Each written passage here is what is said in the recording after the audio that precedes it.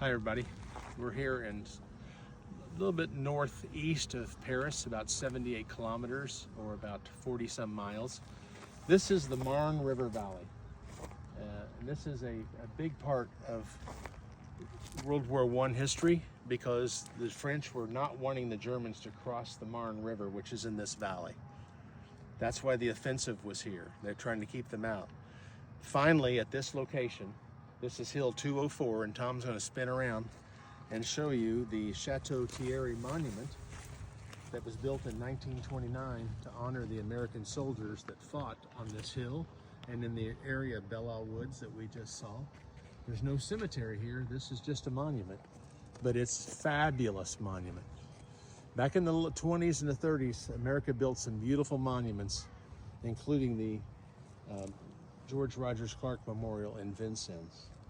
But this is to commemorate all the troops that fought in the battle along the Marne River here. And the 3rd Infantry Division became known as the Rock of the Marne, which was a very famous division. We forget a lot about World War I because we don't know anybody that served in it anymore. And it's going to be that way with World War II. That's why it's important to go to these sites. I just talked to the people from the American Battle Monuments Commission, and they have only about 50 to 100 visitors a day. You have to be going here to go here, okay?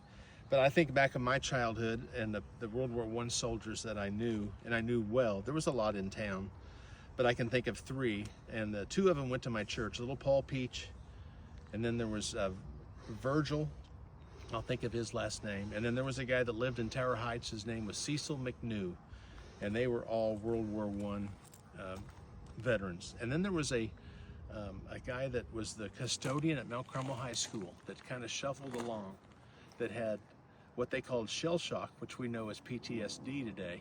But he was a laundry guy at the high school, and if you remember his name, but those guys were World War I guys, all gone to history now. And we're getting close to losing all of our World War II vets.